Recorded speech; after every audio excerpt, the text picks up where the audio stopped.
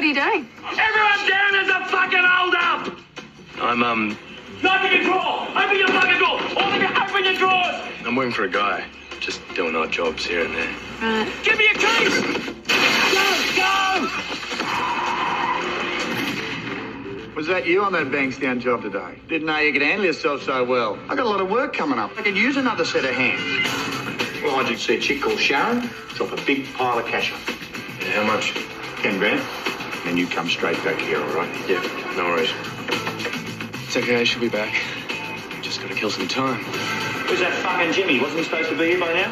You want me to find the prick or what? Did you see someone go through me stuff? Sorry? Someone stole me fucking stuff! Did you see someone go through it? I didn't see anything. Panda. No, I can't say where I am. I haven't got it. There are no two ways about this. If you don't find the 10 grand, he'll kill you. What's happened, Jimmy? One of the new guys. First day on the job and he rips me off 10 grand. Panda, he's after me. I mean, I've heard some bad stories about him. He's all right once you do it. Yeah, we're going to have to find the prick and do him. Why don't you just go away? What's stopping you?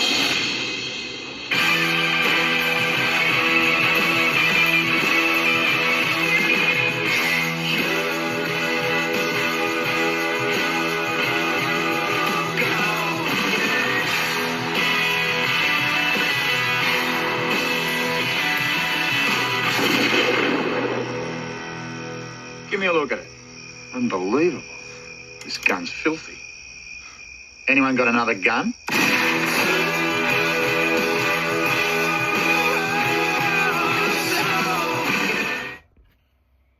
Hey there, and welcome back to Dave's Movie Diary.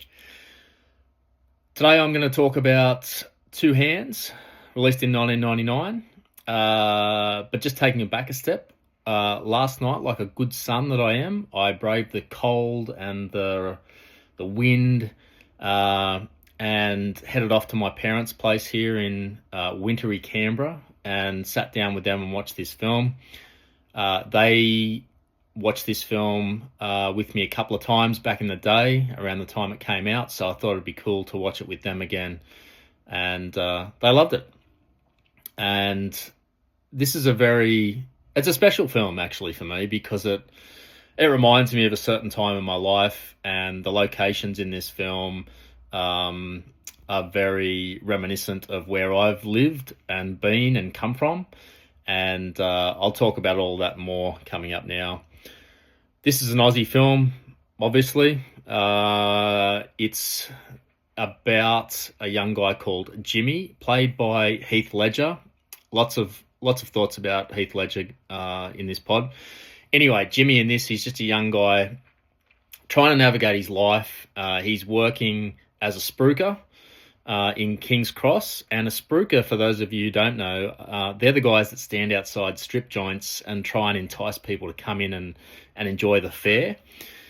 And he's doing that, and he's working for a guy called Panda, played by Brian Brown, who owns the nightclub in question in the Cross.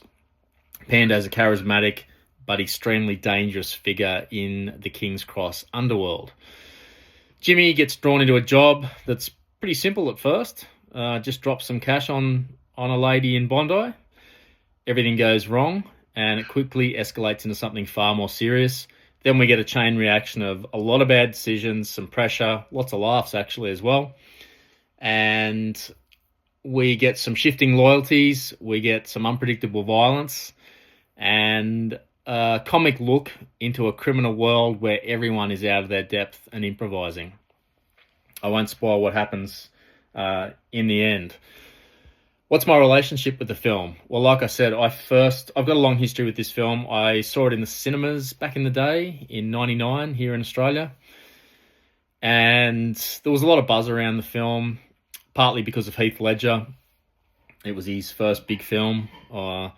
And there was some good reviews locally about the film. And he stood out straight away to me back then. I knew this guy was going to be something special.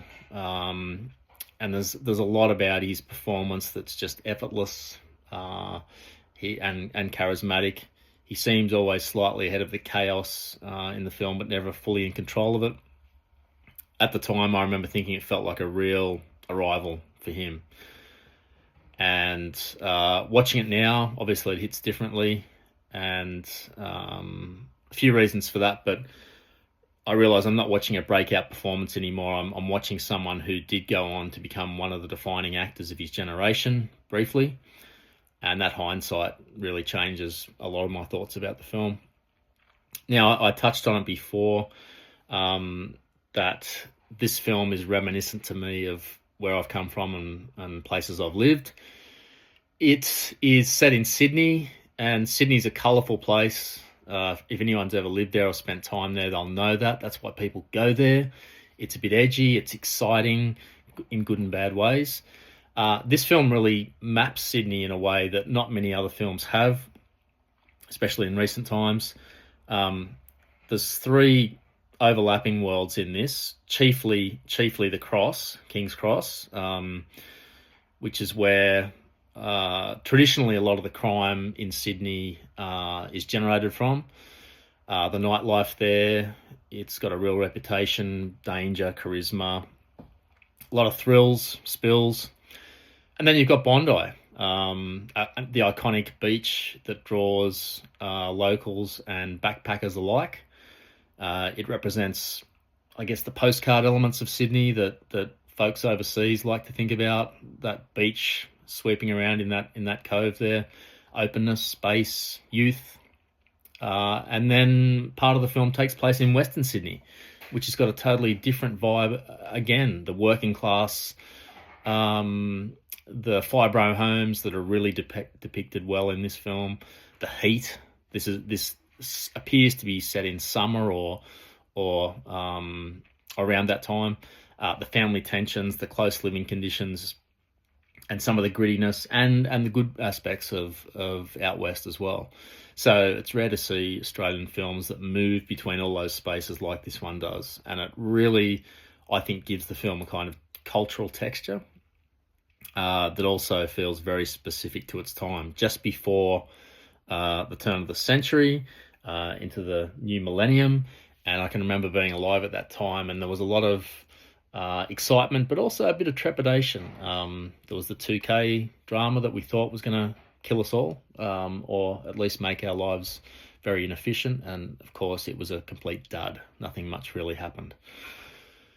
There's lots of 90s details in this film that stand out and really took me back on a time journey that a lot of younger folks won't realise. The massive mobile phones that always used to die at the worst possible time, and that happens to a character in this.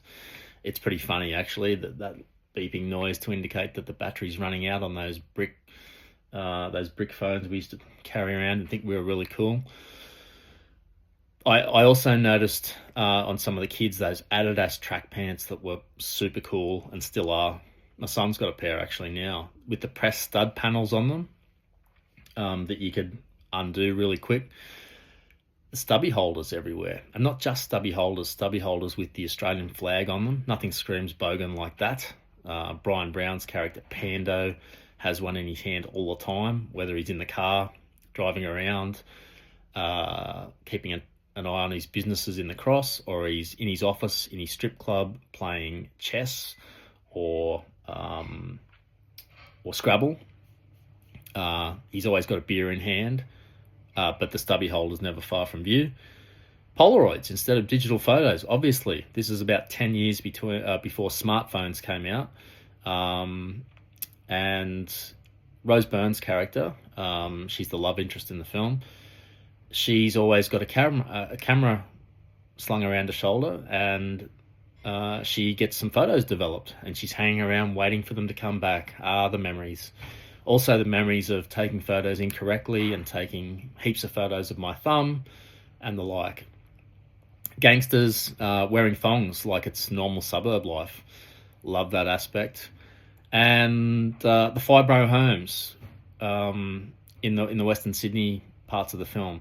Yeah, they're still out there, but I feel like in nearly 30 years since this film was made, some of those would have been replaced by the ubiquitous McMansions that now seem to dominate the terrain out there. So yeah, those fibro homes also take me back to the olden times. all this stuff is really casual, lived in detail. It's not put there for reasons for style, really. It just existed at the time. Onto the performances and the characters. Got to talk about Heath Ledger as Jimmy. Remarkably natural performance. He gets a lot of emotions across in this. Nerves, reacting constantly, a lot of scanning the world around him, some absolute joy, lots of furtive glances at Rose Byrne's character. You can see him getting excited about her. A really nuanced performance, some rage, some terrified moments. He runs the gamut, and he's always believable in this. He's so natural. That's what I'll say. Just natural, instinctive. Nothing seems constructed or over rehearsed. And you can already see that range that he fully unlocked later in films, especially like Brokeback Mountain and Monsters Ball, and especially The Dark Knight, of course. The last film that we had the pleasure of watching this legend. And in hindsight, there was something tragic about watching the film last night. I think after it was finished, the first thing that I talked about with my folks, and they agreed, was that we all kept thinking about him and the fact that he had less than 10 years, or around 10 years to go, not just in movies, but in life, and how tragic it is to watch a young person like that with so much talent and promise, and it was snuffed out cruelly early. So quite sad, bittersweet watching this one. Brian Brown as Panda, legend of Australian screen, really typifies Aussiness. He's from Bankstown, I think, and kind of playing himself here in a way, or one aspect of his character, I think. Charismatic, calm, and deadly. That's Panda. Can be overly friendly to those close to him, like his son. Has a strange warmth to him, but there's violence lurking nearby and ruthlessness. The guy's king of the cross, for God's sakes. He's got to make ruthless decisions. Interesting fashion choices by Panda. Likes the shorts and likes the socks, sort of beige coloured socks, moccasins, fully Australian criminal aesthetic. Maybe, I don't know. Not sure about that, but love the look and very funny. Love the scenes with him and his son on the phone and in person doing the origami, and just the way his voice is that typical father's voice that I used to use, like, "Oh, good on you, mate. Oh, that's great. Lovely. Looking forward to coming home and helping you with that. Now, you go off to mummy." Before he switches and talks about F&Cs and rubbing people out. David Field as Akko. Wow. Maybe the performance of the film alongside Ledger. Nearly steals it. Absolutely volatile. Feels like he can explode at any moment, and frequently does. Angry little man. Pure intimidation, though. There is a scene where he runs over a kid. The other henchmen in the car are genuinely shocked and heartfelt, feel like they maybe should do something more. Not Akko. Just gets out, strolls over, looks at the damage to the car first, and is heartbroken about that. Loses a headlight. Then just calmly lifts the kid up, plonks him down on the sidewalk, and tells everyone to get in the effing car. It's shocking how casual it is. Unpredictable in every sense, this guy. And the washing of the bullets scene is, wow, very funny, very funny. Rose Byrne, early in her career here too, very grounded and natural as well. A lot of charisma, throwing serious heat in this film. Just a beautiful girl, as she's remained. But her acting chops are very much in their early stages here. Doesn't do great in certain parts of the film. Feels like she's forcing the laughs. But to be honest, she really isn't there to do anything major. Just be a love interest for Heath Ledger. And there is some genuine chemistry there. It seemed like the attraction was mutual. But look, she went on to bigger and better things. She was in that US TV series Damages with Glenn Close, which was great. Been in heaps of films and had a really good career and really developed into a seriously good actress. So always good to see her at the start of that. A few things didn't work for me. The main one is the subplot with the older brother who's no longer with us. The idea that he appears in monologues and parable-like interventions really felt unnecessary to me. It always did, but it just was even more jarring now on the rewatch. I think they're trying to push the film towards something more stylized or symbolic, but just the strength of this film is in its groundedness, its Aussiness. It just didn't need it. I think it's good enough without that, and it just brings something awkward and constructed into the film. I don't know whether they felt like they had to be more like a Tarantino film or bring some different energy, but they really didn't need to. So just diverts the film a few times unnecessarily. Some really good set pieces and moments in this one, though. The heist that gets botched is great, especially how casual and stupid it feels in execution, with one of them knocking himself out. The dilemma that Heath Ledger finds himself in, trying to pick up a couple of sacks of cash, trying to balance a shoddy, and trying to drag a mate out of there. It's there's some tough decisions to be made there. Akko washing his bullets through the machine, then trying to fire them, getting called on it by Pando, feeling humiliated and acting like a child would. The two of them go at each other verbally for a minute. Very funny. When Panda calls him out, it adds a great layer of control versus incompetence. I really enjoyed the pub scene with Ledger and Rose Byrne, where he goes there against his better judgment because Rose Byrne's such a stunner. He just can't stay away. He wants to meet her. He knows he's in danger and he can't relax. And you feel that tension. He's so jittery and scanning the horizon, and he knows he's doing something a bit silly, but we've all been there, and brings that across really well. I do love the planning of the robbery too. Out in the Fibro home, out in the west there, you got Grandma looking after the kids, while these two bogan bank robbers are there scoping it out. They got shotties there on the floor amongst the kids playing.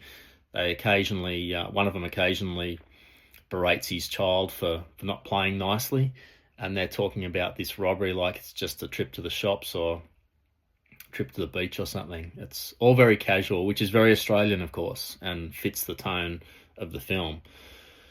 What stood out to me now is how much of the film is about that casual criminality. It's just like, yeah, whatever. Yeah, we're going to shoot this. We're going to shoot this bloke. Yeah, he's stuffed up. Yeah, we're going to rob this place.